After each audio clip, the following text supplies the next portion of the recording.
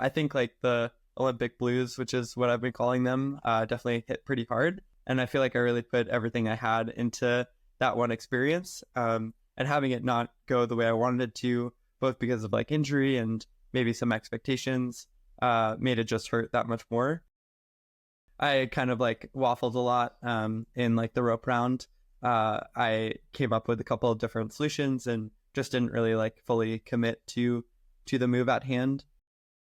I mean, always gonna look back on like riding a boat with LeBron, I guess. It's time that like climbing is like treated like a real sport, and like this is like the trajectory of it. So let's embrace it. Welcome to another episode of the That's Not Real Climbing podcast. I'm your host, Jenny, and I'm excited to introduce my guest for today, Jesse Grupper.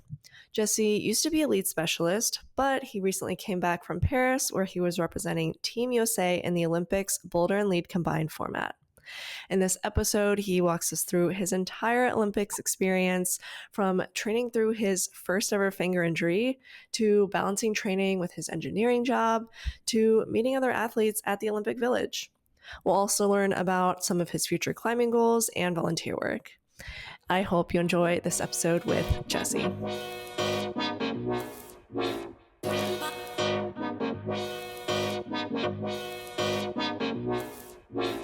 Okay, so you are back in Salt Lake, right? Yeah, I am. Pretty excited about it. I feel like I've been on the roads honestly since the Olympics. Just doing a lot of like smaller trips, either to family or outdoors, and yeah, I'm excited to be sleeping in a bed for more than like 5 days at a time. Jeez. So yeah, should be a good time. Is Salt Lake like your actual base now? Pretty much, yeah. I'm fairly nomadic, I would say, like for a lot of the year, but as far as like what I consider home to be right now, I would call it Salt Lake. Very nice. So you like actually have like a room and a bed and like Yeah, rent yeah, to exactly. pay. Yeah. Yeah. Yeah, Yeah, I feel that's I always feel nice. fortunate. Yeah, I feel fortunate to be staying with Kara Kondi as well. Oh, nice. Yeah. Who's a good friend of mine, and yeah, so it's been a really nice house vibe in Salt Lake, and yeah, I've been enjoying the scenes, and I honestly, this past year I've not really climbed outside or explored the area because I've mostly been stuck in a gym training. So I'm really excited to be getting outside this season and getting to actually explore Salt Lake for what it has besides the gyms. Yeah, it's fun that you are staying with Kyra. I think just a bunch of climbers together. Yeah, for sure. I mean, there are a lot of climbers now in Salt Lake. Like, I feel like every year I'm like, wow, this person that I knew in like youth series is like here too. And I feel like a lot of people are like moving out here, and it's becoming a really big scene, which, I like in some ways, don't like in other ways, but we can get into that later for sure. Yeah, it seems like the place to be. How was your break after the Olympics? Did you do anything memorable? Yeah, so right after, I was fortunate to have a day or two in Paris with like my family, and then I went to Magic Wood with my sister and partner, and yeah, it was a ton of fun to be out there. I think at the same time, like it was definitely a different experience than I was expecting. I think like the Olympic blues, which is what I've been calling them, definitely hit pretty hard. I think I've just had this one goal for so long. Both in life and then also once I qualified, it was about like 9 months away. And I feel like I really put everything I had into that one experience. And having it not go the way I wanted it to, both because of like injury and maybe some expectations, made it just hurt that much more. So I think coming into Magic Wood, even though it was supposed to be like, oh, this is going to be a fun trip in the forest, I think I definitely still had a lot of that weight to sort of unpack off my shoulders. So it wasn't all fun and games, but it was a beautiful place. And yeah, I wouldn't have traded it for any other experience. Yeah, and we'll definitely get into the Olympics a little bit later. How long of a break did you end up taking before you started like climbing indoors again or like doing training? So I guess I took about 7 days, like a week in Magic Wood. And then I went to kind of like a island and did like kind of like a beach vacation, which I haven't done in almost my entire life. It was my What? first time. Like, yeah, like I guess I always like want to have like climbing nearby, or if I like go on vacation, like I'm usually like hiking and being like pretty active. So it was a definitely a different experience, but I definitely enjoyed it, and it was a lot of fun. Still got like some outdoor time too, but Wait, yeah. like even as a kid, you never just like went to the beach just to go to the beach? We would have like day trips to the beach, but I feel like a week long trip, like no, not really. No, I guess I haven't either. I mean, a week is a pretty long time to spend just at a beach, just beaching. Yeah, well, I guess we also like hiked and yeah, did some other Okay. stuff, but it was mainly there for like water time for sure. Which is good to do something different. Yeah. Maybe take a trip to like a resort or something like that. Have you ever done that? No, no. Yeah, that always has intimidated me for Intimidated some you. reason. Yeah, I guess like I'm just scared that I'm not gonna be able to leave and I'm gonna be like stuck in this resort that I don't like. Like I feel like I like having a little bit of a independence in a vacation. Okay. Yeah, I have never done like a resort either, but it doesn't intimidate me. I really wish I could. I just haven't been able to. Yeah, yeah. I mean that too. Like I don't know. I feel like I don't want to. I'd rather save the money to like spend it on a Hmm. climbing trip or something similar. Yeah, fair. I really desire like the pampering, but then when I think about it, I'm like, maybe I do want to have some more fun on this trip. I don't know yet. Yeah, yeah. But I did actually like 2 days after the games. I was like climbing back in a gym. I feel like climbing for me is definitely healing in a lot of ways. So I feel like it's like an important part of processing feelings and understanding myself. So I feel like it was important for me to like get back in there, even if it wasn't the most fun or rewarding session. Was that in Paris? It was, yeah. Heard great things about the gyms there. Yeah, it's crazy for sure. They definitely have like some wild setting. You're not allowed to use like loose chalk though. Oh, So I you're heard, supposed to yeah. only use like yeah, like liquid chalk, which is definitely an interesting change. Um and I feel like that's an adjustment, but apart from that, like it's awesome. Awesome. Well, let's get right into, I guess, learning about your climbing journey. For those who don't know, how did you get into climbing and then eventually competing? So I started climbing when I was pretty young. I was dragged to the gym with my sister and mom. My sister was taking classes at our local gym, New Jersey Rock Gym, and I couldn't just like sit on a couch. I had like so much energy. I was like running around the gym, and my mom, as a way of coping with that, put me into climbing lesson classes. And yeah, even in climbing classes, I don't know how familiar people are with that kind of setup, but a lot of the time you're uh, four of you are like sitting down and one person is like climbing. And I just like couldn't sit still. I felt like I was either bored or had to like run around. So I was constantly getting in trouble. And I think that the key for me was having someone who like was able to put that energy of like restlessness and wanting to just like constantly move into pushing me in climbing. So like recognizing that and being able to use it towards something positive, like progressing in the sport, really helped me find my focus as a young, oblivious, crazy kid. And yeah, I haven't looked back since then. And maybe I still have some of those characteristics as well. Nice.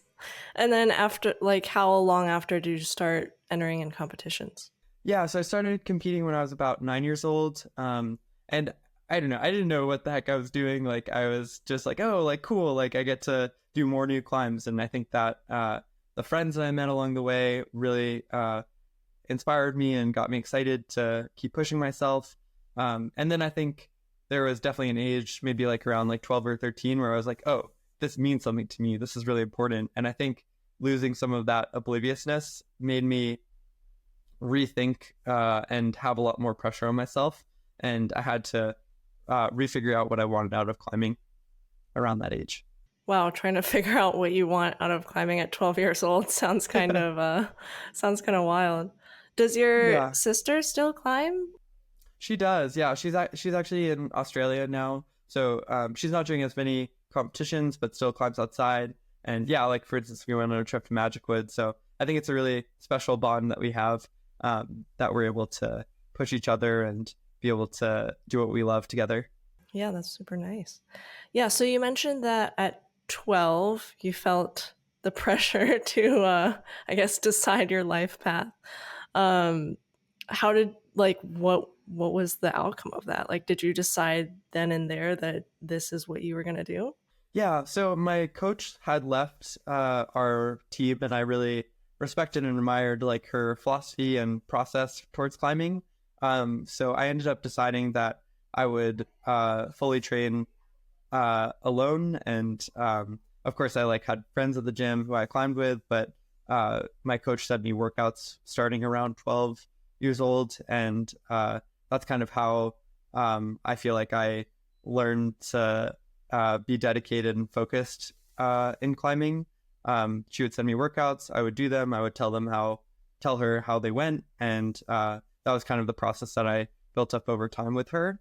And I think gaining that kind of independence of understanding that, like, the work that I'm putting in, it's up to me to get these workouts and uh, find this fitness on the wall, meant that I really saw that process of hard work leads to better results. And I think that as a result, like, I think that I've carried that with me for a really long time.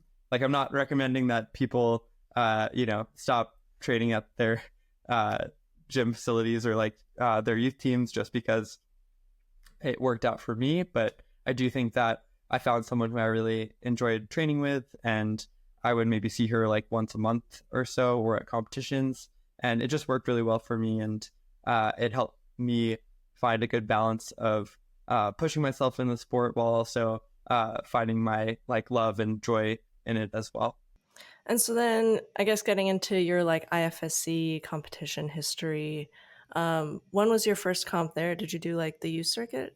Yeah, so I did do the youth circuit. In 2012 was my first like youth world championship, and it went pretty bad, I would say. But I think that really opened up my eyes to like the level that was out there, and I think that for me, it's really hard to push yourself when you don't have a good image of what others are capable of. So I think coming back from that competition, I was like incredibly motivated, and I really wanted one more shot at like that level of competition. I didn't really think that like I'd make it as like a climber or anything like that, but I just really loved the process of um, getting to see this like futuristic level, and then getting to work on building myself up to try to compete at that level.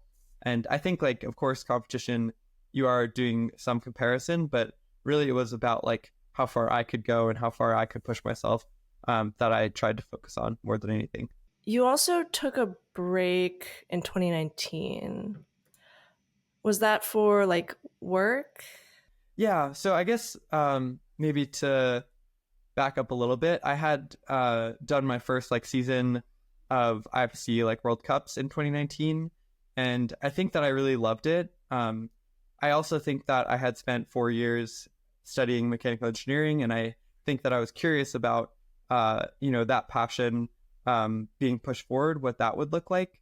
So I think that I had had this experience in climbing where I was like, I love this, I think it's really cool, but I also want to understand like what the engineering world could look like. So I took I guess I would call it a break, but really was like pushing my curiosity within engineering. So I think I was still climbing throughout that time, still pushing myself in various ways, getting outside. But I think for me, getting to see what engineering could provide for others and how it would make me feel was really important to me. And so I took about 2.5 years to work in a mechanical engineering lab, and I'm actually still working in that same lab part time today. But it meant that I could, really see that path through, see what it looked like, and then 2 years later down the line, I was like, well, like World Cups were pretty sick, and climbing outside is really cool, and I wonder if I can like, maybe I can give one last chance to this dream that I've had since I was little, and not fully like let that up while I could still choose what I could do, and didn't just, you know, age with climbing naturally. Well, glad you made that decision. Yeah, so like quick detour to just talk about your work a little bit. I think this was something people were really interested in terms of how you balanced like employment and training and climbing and competing. So I guess in that time after 2019, were you like working full time and still training, or did you just like completely give up your climbing goals at that time? Yeah, I never gave up climbing. I think that I just became really regimented and efficient with the timing. That was something that I feel like throughout college and before in high school, like I always was sort of like on a schedule, and I found that I became more efficient in the gym when I had less time, because I had school or various like clubs and activities to do. I like my work life balance was a little crazy for sure. Like I would work 9 to 5:36, whatever, and then go straight to a gym for maybe 3.5 hours, and then go home, have dinner, go to bed, and then sort of repeat. And I think that I loved it. Like I think I was felt like I was really living like a fulfilled life. I think that it definitely didn't mean that I could be at the top of my game in climbing. But as I, pictured what just climbing would look like, I think that I missed some of that. Well, one, like I think I'm really passionate about the work that I was doing. I think that it's meaningful to me to work for something beyond just myself, which I feel like a lot of the time is what I sort of view my climbing as. Um, but in addition, I think that I can't climb every day or else my fingers would fall off and all my skin would be gone. So I think that having rest days, and this is especially true, honestly, when I'm in competition mode, I have to have more rest. And rather than just sit and think about climbing, sitting and thinking about like engineering challenges or ways that I could help other people is uh, important to me and helps me feel like if I'm not doing my best in climbing, at least there's something else that I provide to the world. So nowadays, you said you're working part time and I guess like remote. Yeah, exactly. Yeah, Okay. for the same lab. So then how does your training fit into that now? Are you still, do you like train every day? What's your schedule look like there?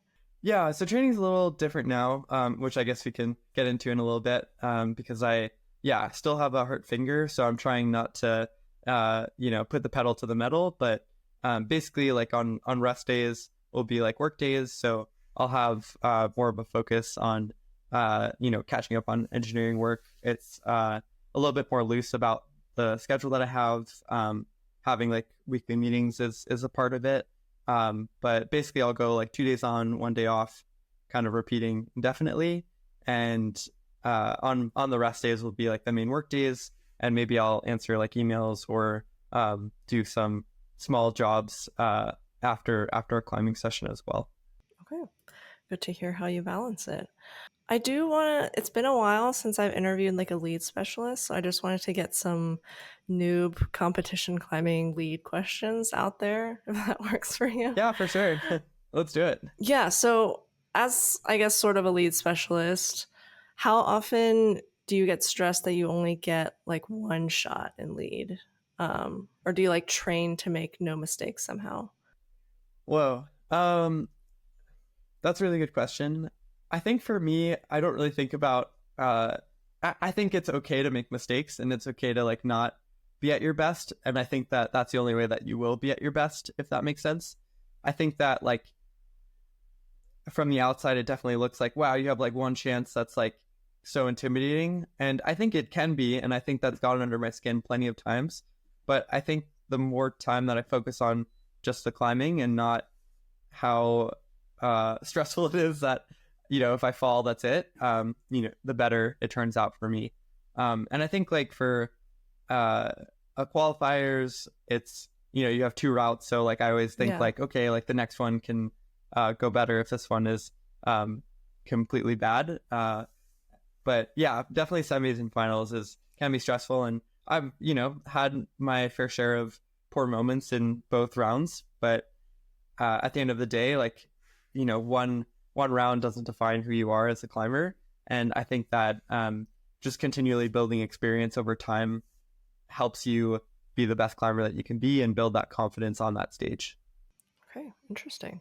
Yeah, I've always been curious because I mean, I mainly just boulder, but I feel like if I was on a lead route, like a semis or finals lead route, and it was like my one shot, and then I slipped early, that would be it'd just be such a bummer. Like you didn't get to show what you were capable of.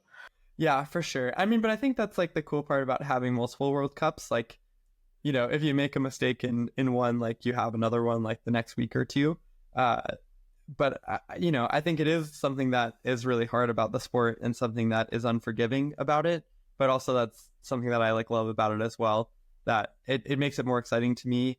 It makes it feel more freeing in some ways too, because I feel like uh, when I'm on the wall, this is like, yeah, the only thing that matters. And once I come off the wall, either at the top or lower down, that's it. Like the competition's over, and I don't need to think about it, or I can think about it as much as I want to. Hmm.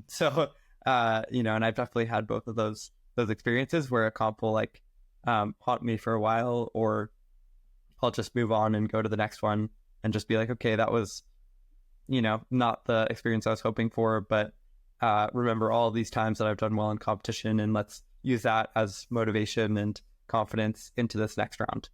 Hmm. Do you remember like the last time you slipped really early in a round or like made a big mistake? I mean, I would say the Olympics is kind of that. I kind of like waffled a lot in like the rope round. I came up with a couple of different solutions and just didn't really like fully commit to the move at hand. In part, maybe it was a little bit like finger related in retrospect, but really, I think that I just wasn't confident in my sequence on the wall, and that cost me. My like foot did like slip off, but I was definitely in control and just was thinking about other things rather than the movement fully at hand. Was it just like about, you said you were thinking about other things. Was it just about the whole Olympic experience or what was on your mind? Yeah. I think, well, for one, like I felt my finger, but I also tried to put like a high like toe hook, which was like one of the intended ways of like doing the sequence. It didn't feel right for me. And then trying to switch to a new way of doing it, I kind of got nervous and was like, oh, is this the right way? And I like really had a lot of like questioning in my mind, which is exactly like, the reason why they put moves up there like that is to make you second guess yourself. And I did just that. Okay. So I guess it's kind of just like about the confidence and just making a decision. Yeah, for sure. For sure. Yeah, that's a lot of what lead comes down to because, everyone in finals, I would say, has the ability to, climb 9A or like 9A plus and, do the route at hand. But it's about whether you can put it all together in that one moment. Okay. And I also learned that in bouldering, semis is the hardest round. Do you feel like it's similar for lead, where the semis route is harder than like a finals route? It usually is, yeah. I think that in finals they're looking for more tops and more people to get further on it. In semis, they're like, okay, whatever, we can like, beat people down and make it really hard, and like that's okay. I think it makes semis like really exciting, and it also makes it a little bit more nerve wracking for the athletes as well. So for the Olympics, you've been preparing your bouldering a lot. At this point, after all the bouldering training, do you still feel nervous when you approach like a dynamic boulder or like a slabby boulder?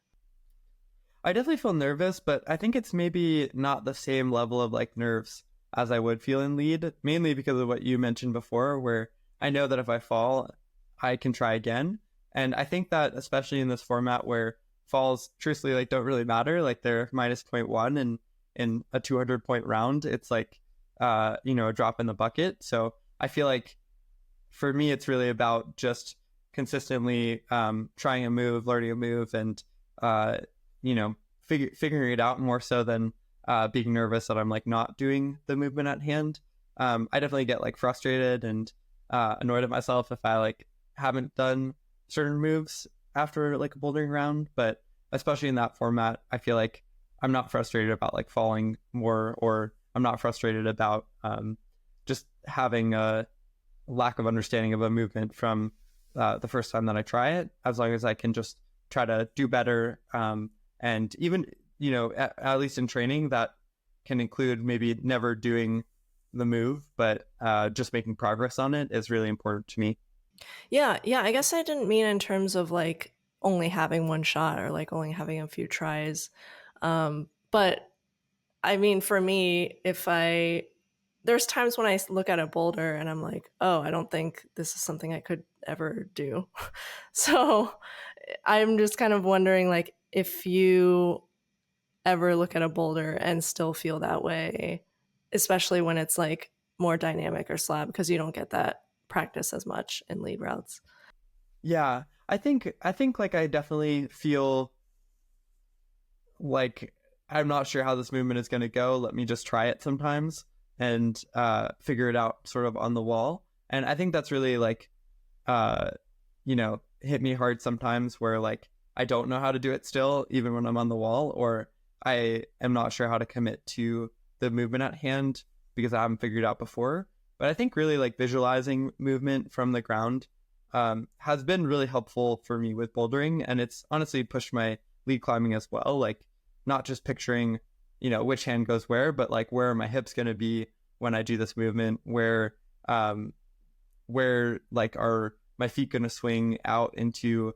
I think that just like some more subtle things to really think about the position of the movement rather than just the movement of like right hand, left hand here has been kind of a progression in my climbing, I would say, and in my like, route reading as a whole.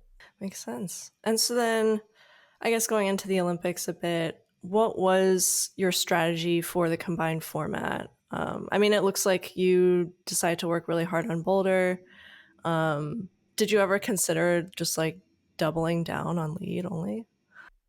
Yeah, it's funny. Like in retrospect, like I feel like bouldering didn't actually like matter that much. It really mattered like who could just get past like the bottom crux in lead, as far as like who would progress to finals.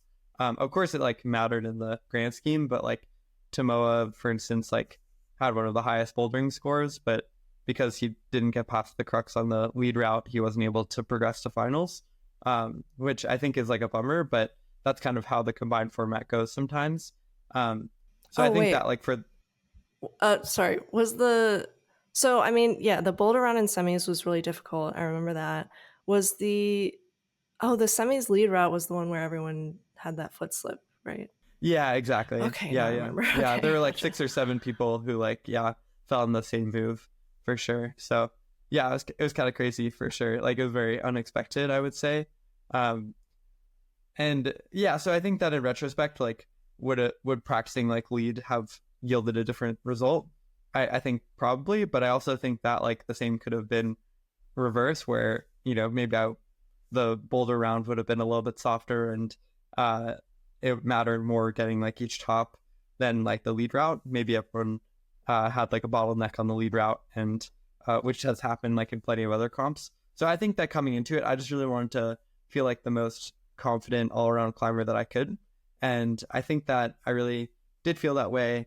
Of course, like I wasn't able to train like the way I wanted to due to the finger injury, but I think that I split my time throughout the year so that I focused on bouldering more in the beginning and then ended on more ropes, honestly, than bouldering like almost like 60-40 or 70-30 towards like lead, so that I would feel more confident in the thing that I feel the most like talented in um, Okay. from the get-go. I really do feel like I find a lot of joy in like training lead, and I feel like it Yeah. makes me uh, fall into like a good headspace. So I think that was really important, like leading up to the Olympics. Yeah. Did you, when you like went back into training lead again, did you feel like boulder training worsened your lead climbing ability? Was that ever a fear? I think that it wasn't a fear that it would like worsen it just by doing it, but just that I would like lose some time training lead by doing it. Like I really think that like uh part of like why I got injured maybe was just because of like the high load that I had on myself, like weightlifting, bouldering training, lead training, all kind of like confounding into one, and then going into like a smaller competition. I think that adding a lot of like pressure, just like went to like a melting pot that kind of like uh, maybe exploded a little bit too soon. So I think that for me, like that's definitely something that I'm interested in focusing on, just like the load as a whole and making sure to control that as best I can. Yeah, I guess we can get into this finger injury. How early did it happen before the Olympics, and like what specifically was the injury? Please excuse this brief intermission, but I've gotten a few requests for this, so I just wanted to announce that if you're interested in helping support the show, my Patreon page is now live. Some perks include ad-free, interruption-free episodes, deleted scenes, prioritized guest questions, or the ability to submit video questions, an enamel pin shipped to you after 2 months of membership, and much more to come. The proceeds go back into the podcast to help me break even, and they help improve the experience of the guests. If you'd like to support the podcast non-monetarily, liking, commenting, and sharing helps a great deal as well. Back to the show. Yeah, so it's a flexor tendon injury. I basically jumped to kind of like a slot hold and kind of hit it almost forward, but then like slipped to a 3-finger drag. So my flexor tendon, like it goes all the way down from like the base of my ring finger to almost my elbow, honestly. And I felt it at the base of my elbow, or I guess like right above the elbow. And I was like, oh, that feels strange, but I didn't actually think that much of it. So the next day I like came back to the gym.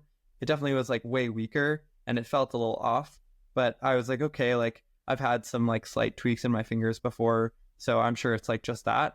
Kept climbing on it for the next week or so. And then I got it like, but then it didn't fully go away. So I got it assessed by like our PT, like Zach DiCristino, and I could like barely just like put weight on it by itself. So we were like, oh, I guess that's like pretty bad. So I decided to take a little bit of like time off. But with his guidance, that was like quite hard because I had a couple of competitions coming up, including like the Salt Lake World Cup.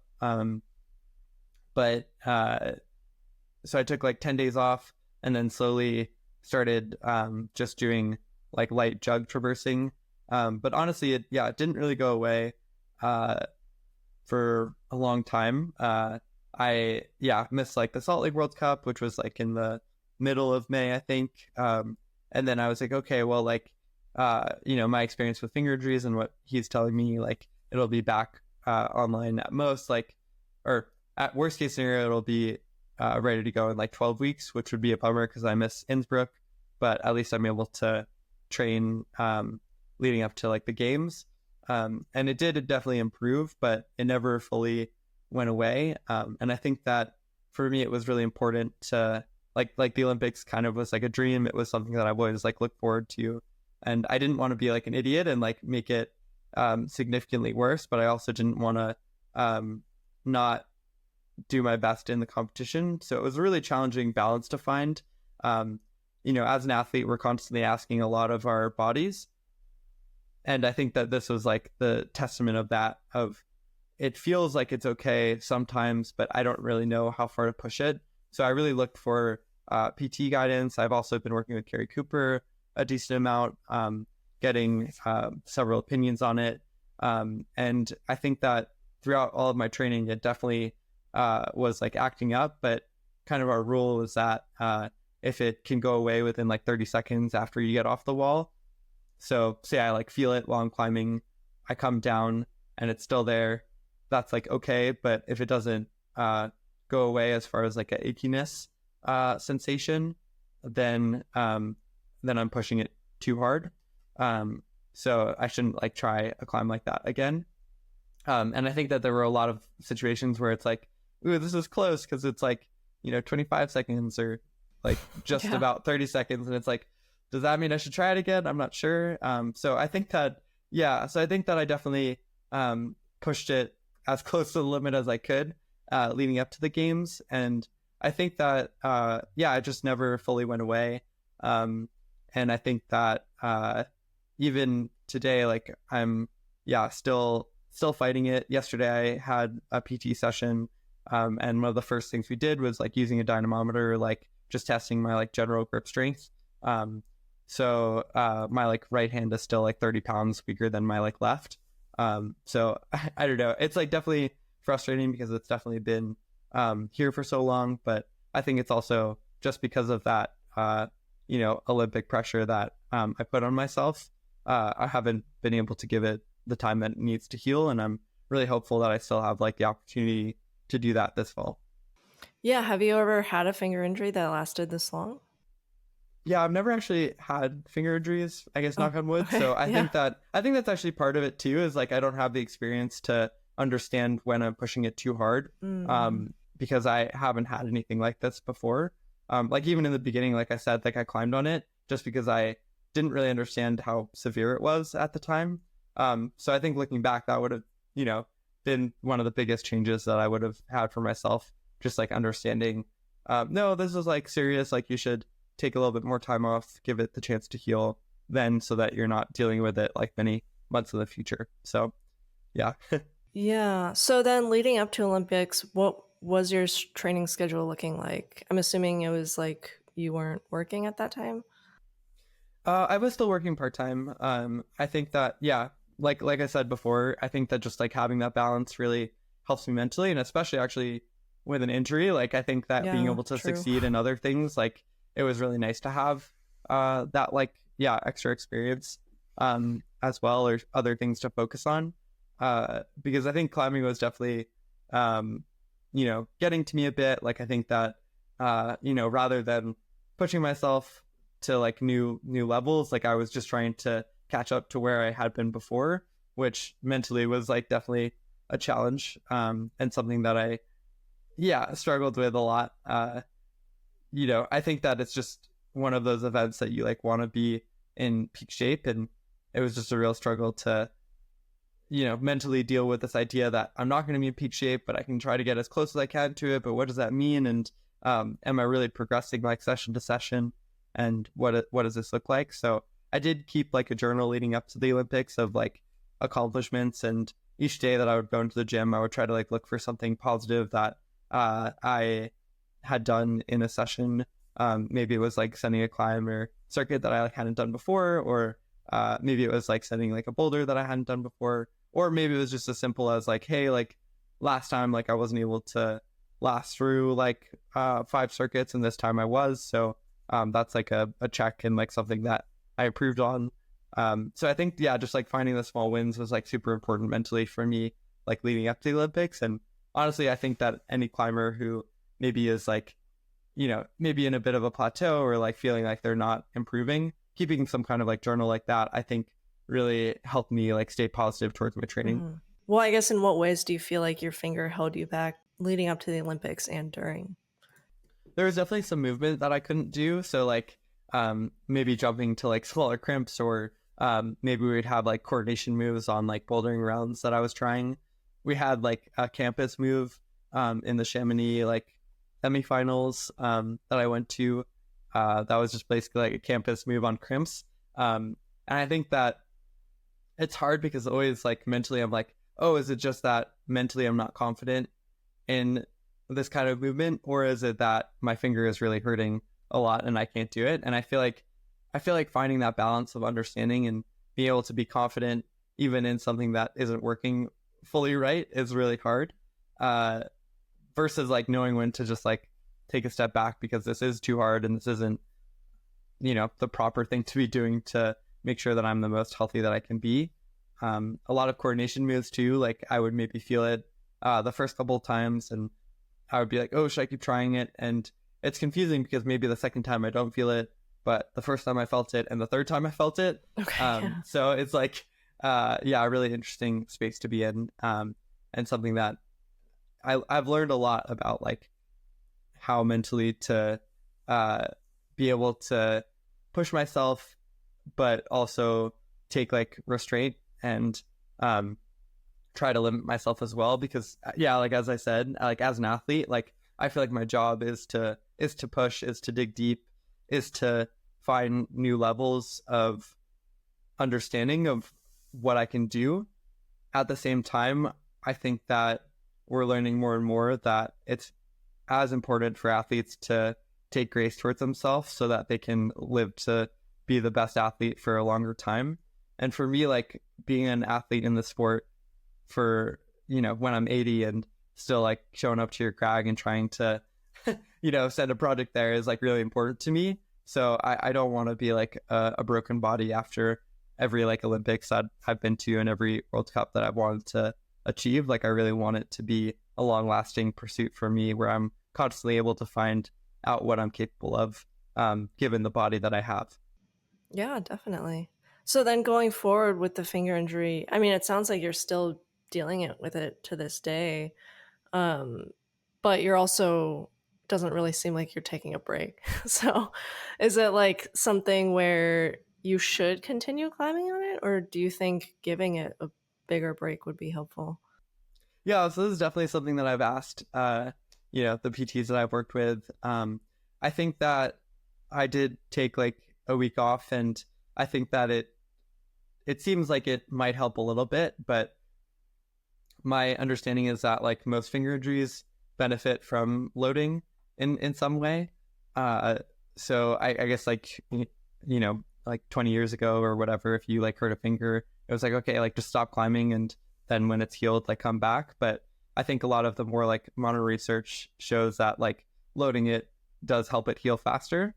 Um, but I think it's about being smart with that loading, and I'm not saying that like I've always been smart, especially like leading up to the training for the Olympics. Like I think, as I said, I was really trying to find that edge of letting it heal, but also like get my body to its like highest capability that I could be going into the competition.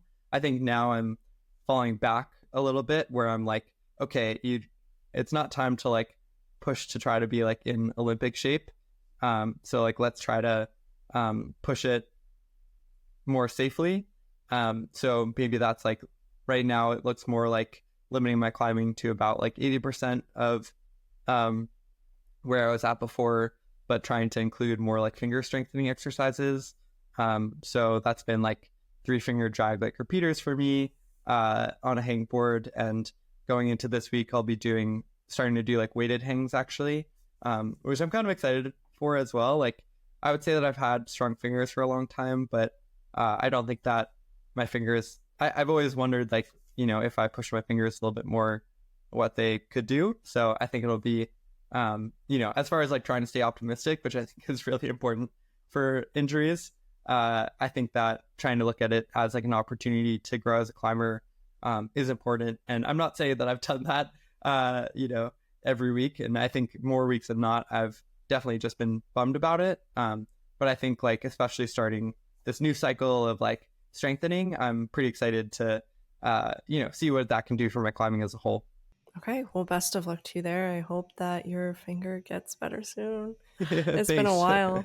Appreciate it. Yeah, pretty crazy. So then, back to the Olympics, just the Olympics in general, not even the climbing part. How was Yeah, your like Olympic Village experience? Was there anything surprising there for you? yeah. I mean, always gonna look back on like riding a boat with LeBron, I guess. Right. And I think that was like pretty crazy. Like, I think I wasn't fully prepared or like understood the idea that like everyone was just like treated equally. Like, having like Simone or other great like athletes like just like walking down the street and staying in the same places that we were. Like I think that was just mind-boggling as like a climber, just because like we're definitely like treated really well now, like going into like World Cups. Like we actually have like hotel rooms and like places to stay and like accommodation that like is like mostly figured out. But I feel like there it just felt like I was treated fully like an athlete, like a professional, and my needs were like fully met, from food to laundry to if we wanted to get like haircuts or like have like doctor appointments. Like it really felt like a almost like socialist society where it's like everyone gets gets equal treatment, but the Nice. treatment is like very at like a high level. Like we wear the same clothing, like we're all given like the same clothes, and of course you have like a little bit of choice, but it all has like similar emblems and signs on it. So Yeah. yeah, it was a it was a really like special experience, and one that I'll always like cherish like the memories of, for sure. Mm. Any like other athlete that you met that you kind of like fanboyed over? For sure. I mean, I think that uh well, I'll say 2 things. One was that I think it was really interesting to have other athletes that um in other sports like be like, oh, you're a climber, like that's so cool. Or I even had, I don't know, I feel weird like saying this, like I don't mean it as like a brag, but like I had like a volleyball player like recognize me in an elevator, and I feel like that's just like so strange, like to have climbing be at that level where like other athletes are like recognizing the athletes in like Yeah. our sport is just really a change in scenery, I would say.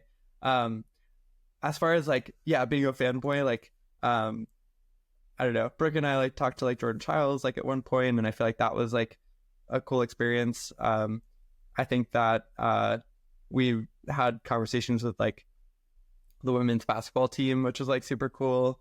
I met like some of like the rowing team, and of course like a ton of other athletes. My mom is like a artistic swimmer, and Oh, whoa. I got to like meet some of the artistic swimmers there. So I was definitely being a fanboy over that for sure. Cool. I had no idea that your mom was an Yeah, artistic swimmer. That's so interesting. yeah, it's Like pretty she cool. competed or? She still does actually. Yeah. Oh, Yeah, it's pretty okay. cool for sure. That's right. Get some of my grit from. Yeah. I guess not an Olympic level, or did she ever do like Olympic competitions in that? No, yeah, she's done world competitions, but or like international events. But she kind of started, I think, in her 20s, so she's been doing it for like a long time. She also does like shows and stuff like that as well, which is like quite cool. It's cool. Yeah, it's cool to know that like a volleyball player knows about climbing, but maybe that's something we should like try to get more used to, because that means, I mean, it's like almost kind of sad that we're just like, oh, well, no one should know about climbing. Like that would be weird if people knew about that. Yeah, yeah. Yeah, I still get surprised when people tell me that they like watched like climbing in the Olympics, but I don't know. Maybe we shouldn't be surprised. It's time to stop being surprised. Yeah, for sure. I mean, as like the, yeah, older dude in the sport, it's like it's just so crazy to see it transition and change over time. And I think that I'm still like biased by my perception of like, I don't know, being picked on for climbing like as a kid in like high school or like middle school. So I feel like that yeah, um impression of it from the outside world is still with me a little bit. But you're totally right. Like I think that it's time that like climbing is like treated like a real sport, and like this is like the trajectory of it. So let's embrace it. Yeah, very exciting. And so, yeah, you talked about afterwards the post Olympic blues. I think I've heard about that a little bit, but how did that manifest for you? Yeah, I think that, you know, even to this day, like I still feel like there's like a piece of me that has it. Basically, like I think that if you're gonna focus on one goal for so long and have it not go the way you wanted it to, it's gonna be really hard to jump back from that and re-put all this energy that you've like been building over time into something else. For me, like I think what especially hit hard was just like that I still had a finger injury. I think that I had suppressed that idea in me, even though I'm like, I've been talking about it. I think going into the Olympics, I was like, okay, I don't have a finger injury. That's not the kind of like climber I am right now. And I think I really convinced myself of that so that I had the best opportunity to perform at the highest level I could. Mentally, like I didn't want to be thinking about my finger on the wall. I ended up having that happen a little bit because I ended up feeling it on one of the moves. But I think that to suppress this notion of like who you actually are, which is that like I'm an injured climber right now, and then to come out of that and be like wait, like I'm injured, like that doesn't, that's like so different than the reality that I tried to wake up in like a few days ago. Um, it was really hard for me to make that switch and not have anything in climbing that I could like look forward to as much anymore. Like for instance, like I was like, okay, like if the Olympics don't go great, like I'll go like shred it outside for the fall season. But even now, like it's like, okay, actually like now is like rehab time, and I can't like, you know, go play in forests easily, or at like the level that I wanted to. And I think that even in Magic Wood, like as I said before, that was like the challenge for me was like, okay, I just need to have fun at the level that I'm at and like not hurt myself while doing that. Well, I guess in this case, it doesn't even sound like post Olympic blues, kind of just like injury blues. Yeah, I mean, I think the goal piece of like the Olympics definitely like contributed. So I think that if it wasn't like a high pressure environment of like the Olympics, like it wouldn't have hit me as hard. Um, I think that yeah, it was just something that like I had been looking forward to having fun on that stage and um, fully like believing in myself, like, and just coming out of it not having like those like simpler expectations in my head of like performing my best and being confident. Not having those smaller ideas come to fruition was just really challenging for me to grapple with, and it's hard to like imagine like maybe I'll go for LA like in 4 years, maybe I won't, but it was definitely like a once in a lifetime competition. So to have it not have myself not be where I wanted to be, it's just hard to come out the other side and be fully satisfied. Hmm. Yeah. Do you have any regrets in terms of your training for the Olympics, or is there anything you think you should have changed in hindsight? Yeah, I think that if I were to do it all again, I think I probably would have spent a little bit less time in the earlier part of the season focusing on like strength and conditioning. I wouldn't have like put it away, but I think that I was doing it at least like 3 times a week, and I think I would have probably dropped it more. I think that I always just like ended my sessions with it, so I always was like more tired coming into like the next one. I also think that I would have probably focused a little bit more heavily like on leading up to the comp. But you live and you learn, and I don't have any like regrets, I would say. I just have new perspectives and new things that I'm going to bring to my training going forward. Yeah, and so you mentioned that after the Olympics, it's kind of like weird not really having such a specific goal anymore. Um, what is kind of your goal now? Yeah, I think rehab is like the goal for sure. I think that I want to feel healthy on the wall. I want to feel like I'm able to push myself fully. So I think that just gearing down, putting blinders on to everything else that's happening, and just trying to be back to what I know I can be is the key goal for the fall. Any like outdoor goals? Definitely, yeah. And I think that's also hard because there are different seasons that I'm like, oh, it'd be so cool if I could be ready for, climbing in like Yosemite in the end of October, or like climbing in this crag around like Utah by the middle of October. But I think I'm also trying to keep perspective that it's important to not get my expectations too high. So I'm kind of looking more like to the winter or spring now for pushing the the outdoor goals. So I haven't really made any specific plans, but definitely excited to go on a sport trip, for instance, like in the later winter months. But I think that based on talking to like my PT yesterday, like it sounds like it could be another like 3 months before I'm like fully back. Yeah. Oh, that's kind of rough. That's a shame to Yeah. hear. Yeah, you also mentioned maybe considering LA 2028, especially if they like split out the disciplines for LA. I mean, that would be a cool opportunity, right? I think climbing has been awarded 3 medals for LA, but they're going to wait till March to decide like which disciplines to include. So I think that I've heard things about like, maybe even like a speed relay being included as opposed to another discipline. Oh, So we'll see, like if they actually break it up in the way that us climbers like understand. I have a lot of hope that that will happen because it just like logically makes the most sense to me. But I think it will be a question until March as far as like what the organizers decide to do, because like ultimately like the Olympics unfortunately is more about views and what they think they're gonna yeah get the most excitement out of. So it definitely doesn't have to align with like what us as climbers like understand it to be, but it would definitely be nicer if it was. well, that's the first time I've heard anyone say that maybe they're like considering speed relay instead of breaking out bouldering and lead. That's interesting. I get it, I guess.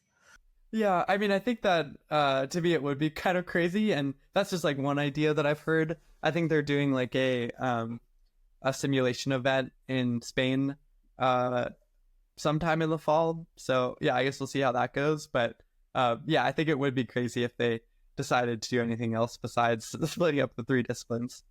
Yeah, I mean, I think like as a climber, that does sound kind of crazy, but thinking about the Olympics, I could see that happening. Like that does make sense. It does kind of track. But okay, that's interesting to know. Um, if they do split up the disciplines, or even if they don't, what would go into your like thought process or decision process for whether or not you would want to go for it again? Yeah, honestly, I think it's like mainly about where I'm finding joy in the sport. I think that for me, like I really want to continue finding like meaning out of my life, and I think that, as I mentioned before, climbing sometimes like does feel a little like self-centered and self-focused, but I also like, of course, love it and love like the challenges it provides. So I think that I want to understand my relationship with it while coming out of this, having like a healed finger, making sure that I'm both like mentally and like physically healthy, um, before like deciding fully to go for it. Because I think yeah, if I can avoid it, like I would rather not go into another Olympic cycle, having like so much pressure on me that maybe led to an injury and maybe led to me like continuing to not deal with an injury. But I think that's a reality of sports in general, that you're maybe going to have to fight through um, what your body is telling you just to perform at your best for like your dreams to come true too. So I guess that's like a long-winded answer, but I think I'm excited to right now. Like I think that I find a lot of joy from climbing. I find it to be like one of the most like thrilling activities in my life, and I think that as long as I can keep that up, I think that there's not much of a question in my mind that I want to keep going for it. But I do want to take time to reflect on the past 4 years, honestly, and reflect on my life as a whole before fully committing to what that next 4 years looks like. Okay. It's interesting that your consideration is mainly, I mean, you've said a couple times now that you feel like it's kind of a selfish sport or that it's very focused on you. I feel like for most people their decision for whether or not they want to continue climbing or like competition climbing is just like how hard the training is or like how you're performing. Does that not really affect your decision at all? I love the training. Like I love like pushing myself like to that level. I think that it's just so fun for me like to Okay. be in a space where uh like it's like, oh, I don't know if I can do this, and then you try it and maybe you don't do it, and then it's like, okay, well I still don't know if I can do this, and then like just continuing that process is like truly beautiful for me. Wow. Um but as far as and of course like that changes sometimes, like not every day I'm like that stoked to like be like like 10 circuits deep, and like just like my arms are like on fire and I'm like, why am I here? But but I think that at the core, like I think that the training for me is like super exciting. But I think that just coming from a family sort of like of social workers and other like do-gooders in the world, like I do want to make sure that I'm leaving the world a little bit better than I started. So I am finding like other meaning, whether it be like working with like Protect Our Winters, or other like nonprofits. I think that for me, like in addition to like the work that I do, just using maybe like the platform of the Olympics, or just like my time as like a human to try to progress the world to the state that I'm hoping it'll get to some year down the line, is really important to me too. Yeah, tell me more about like the work that you do for Protect Our Winters. Yeah, so it's relatively new. Climbing like sort of just joined their roster this past year. It's of course been something that's a lot more focused on like winter sports, hence the name, but they're really trying to like branch out. But basically, they're a climate focused, climate activism focused group, and basically the idea is to organize and bring like athletes together who participate in outdoor sports, to understand like how we can make a difference in climate change. I think that like using our platforms and our position as people who have like all seen like the outdoors changing in our lifetime, especially like in climbing. Like, you know, like I feel like as a kid, like I could send really hard like in the red in the summer. It's like, of course, like the main season to like send hard when I was growing up was like October, like down in the southeast. That season has like continually like shifted. And I think that's happened like all around us, whether it be like in Salt Lake, like the wildfire smoke or smog, or even like we had our like leadership summit for POW in Montana, which also had like a bunch of like fires. But basically just like recognizing that the climate is changing. And, you know, I think that that's true like in outdoor climbing. It's also true for like competitions being canceled with like flooding, or, you know, extreme heat, which we like saw in like OQS series, where like athletes like aren't able to perform their best. And yeah, I'm like worried about the outdoors, but also like even in competition, I think that events are continually being moved indoors rather than like keeping them outdoors, just because it's like so risky, like what you're going to get for like the outdoor climate at the time of the competition. And that's a real bummer, like to not be able to fit as many like spectators inside, and also like just not to be able to have this like, you know, beautiful mountains, which I always associate like with World Cups, like in the background. But anyway, like, yeah, Protect Our Winters right now is mainly focused on like getting out the vote and trying to promote candidates who are climate focused and willing to accept that like climate change is real and they want to like do something about it. Okay. Well, thank you for sharing about that. Um, yeah, and in terms of like venues going indoors, like Salt Lake used to be outdoors and now it's in the training center. How do like athletes feel about that? Yeah, I did attend like as a spectator, but you know, a year or two ago, like it was uh insane, like with like the flooding in the field. I think it cost USA Climbing many thousands of dollars to fix the field in like after the Oh, fact. And I think that like just because it's like a temporary event and then they like move it, but it like damaged the field based on like the stadium and all the spectators like walking around like on wet grass that then became mud pretty fast.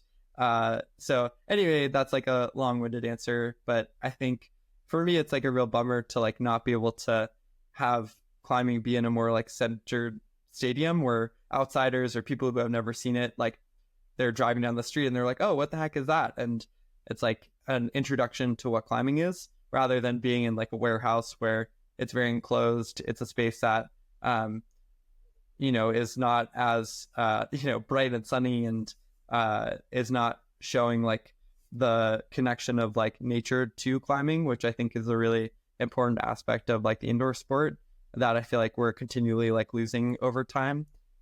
You know, I'm the last one to say that I'm like not a gym rat because I've been in the gym basically for the past like 9 months, but I think that the more that the indoor scene can be like connected to the outdoors, I think one on like just like the ethics of climbing can be like maintained more, but also yeah, just as far as like finding like joy in nature, I think that that separation is like becoming more and more clear between like indoors and outdoors. And I yeah, just hope that competition climbing can maintain a little bit of that like outdoor exposure too.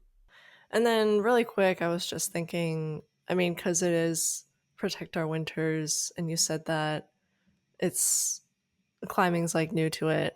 It just reminded me about like ice climbing. Is that something that you're ever interested in trying? Or have you done it? I've tried it. I've tried it once, yeah, Okay. and I hated it.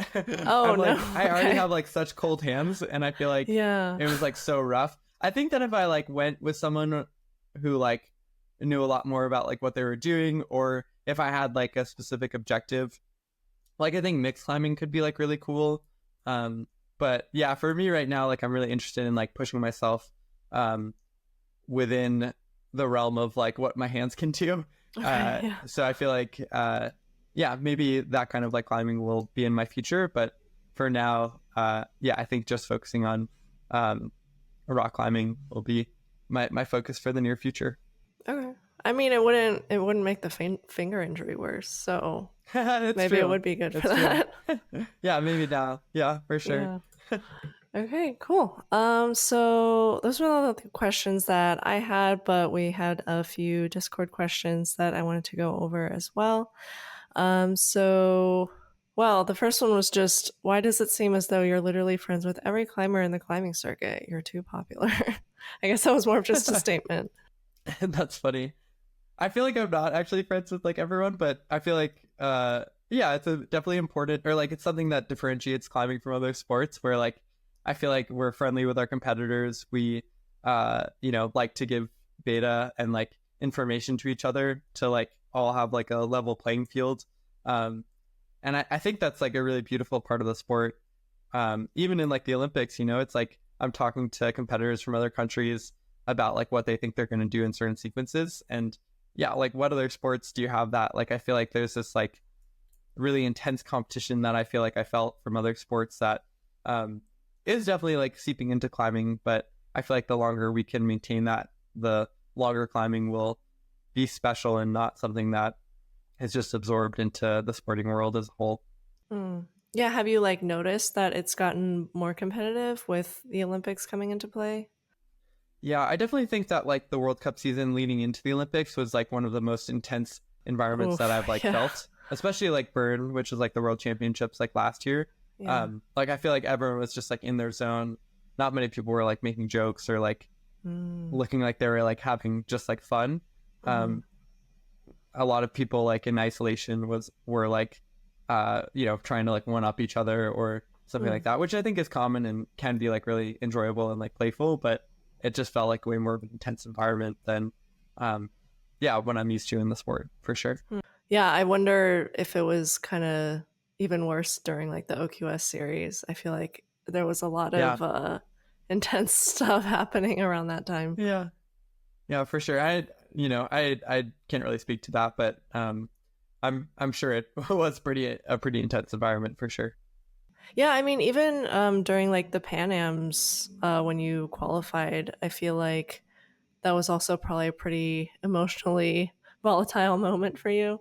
Yeah, for sure. I mean, I think that like it's the epitome of like wanting your competitors to do well, but not letting that affect how you climb and not letting your goals of winning change who you are as like a person as well, which I think that is really hard to like lose on that kind of stage. Yeah, like the other Americans who were there, like I wanted nothing but for them to like be able to do their best. And yeah, it just is so hard to have your dreams come at the expense of like others. Hmm. Yeah, so that kind of leads into the next question, which is who do you think are the next dominant climbers in the new generation? Whoa, it's crazy. Like yeah, seeing the level, just of the climbers coming into like the training center, people moving out to like Salt Lake City. It's funny to like call them the next generation because you know I feel like they're already here. Like the Tobys and like Serratos of the world. Like they're 7-8 years younger than me. And I feel like that is like the next generation in many ways. But as far as like Americans, which I'm assuming the question maybe is, um, I guess, I don't know. yeah, it wasn't specified, so you could get into both if you want. Yeah. Yeah, I mean I feel like there already are several um it's funny to call them like teenagers, but it is true, like who have like made a name for themselves by like qualifying for like World Cups this past year, or the year before, like Bob Dylan, Hugo Boyer, and like Adam Shahar, like some of the first names that come to mind, just because they've like been to like World Cups, and definitely like the level is like really impressive to see. I'm sure I'm like missing some names there, but I think that the next generation is coming, and it's like super cool for me to like see climbing being pushed to like new levels for sure. Yeah, do you feel like you can tell there's a difference between like the way they grew up with climbing versus maybe how you grew up with climbing? Yeah, I mean not to talk about them specifically, but I think in general like more kids of that age are growing up with like remote high school, for instance, which I feel like is like so different than like my generation, and like just this idea of like remote school is like much different. I think that there is a lot more focus and just pursuit of like purely competition climbing and maybe not a balance, which I feel like is what I sort of grew up with. But I think that some of them also like bring both to the table, and I am hopeful that like there's continual like mentorship in like both spaces. Um, yeah, and I also I guess I didn't mention like Annie Sanders, but really cool to see her like just like get a medal at like the World Cup this past season as well. So yeah, they're definitely here and definitely coming. Yeah, yeah, she's been crushing it. Okay, and the last question, do you see your professional athletic career and your engineering career intersecting at some point, such as maybe something like assistive technology that could be applied to a paraclimbing um, application? Or do you always prefer to Yeah, keep them separate? yeah. If anyone has any connections out there, definitely hit me up. But I definitely have thought about that for a while. I think especially with like para being included in LA, like it would be really meaningful for me to get to do something in that space. So I have thought about it for a while. I think that I don't need to have them be separate, but I think definitely having like projects in both spaces, like I wouldn't necessarily just want to build a device for me, for me to like pursue climbing at like a higher level solely. Um, but I think that like the more I get involved in like both areas, like the more I'm interested in what new technology can progress like my sport or like sports in general for sure. So it's definitely an interesting question, and I think that like for me, it's just about advancing like human performance, whether that be myself or like other people's. So I'm like interested in those kinds of questions as a whole. Okay. Have you like had any ideas come to mind? Yeah, for sure. I mean, I think that even some of the devices that I've like worked with in in my lab currently, I just to back up, I worked with an organization called Peak Potential, which like helped children with like various physical disabilities learn how to like rock climb. And I think like those assistive devices, such as like a shoulder device to help people like lift their arms up over their head, could definitely be used in the kind of like assistive climbing space as well. So I think that that would be really cool to tie in those kinds of devices to kids or even adult paraclimbers as well, just to I think a lot of that is like more for rehab, so like regaining mobility, so maybe it wouldn't actually be applied to paraclimbers or like professional like paraclimbers, but like people who are looking to get more like rehab out of the sport, which that organization was like focused on. It could be a really useful device because right now like other volunteers are like sort of like lifting their arms over their head for them. So what if we had like a robot do the same task instead? Exciting. And okay, well, I think that is all the questions I had. Any like final thoughts you wanted to get out there? No, I think I guess the only other thing that not to like make it too political, but like I do think that for me as like climber, like looking into like my future, like I definitely think that like voting is like super important coming up, and hoping that everyone out there like registers to vote. Okay.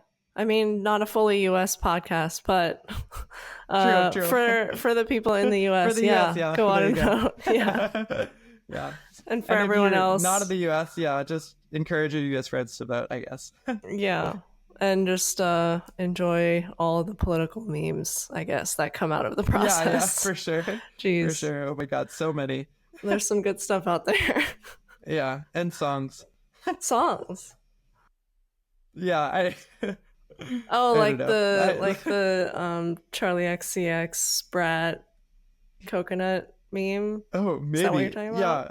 I don't know. Just from like the last debate, I feel like I'm like, not that great at singing, but like I feel like, there were just ones of like taking different phrases and Are you talking about the uh cat one? yes, I am. Okay. I was like, do I sing it on air right now or like yeah. If you want, you can go for it, or I'll put in a Uh clip. yeah, maybe that would just be better, but and I can voice over it.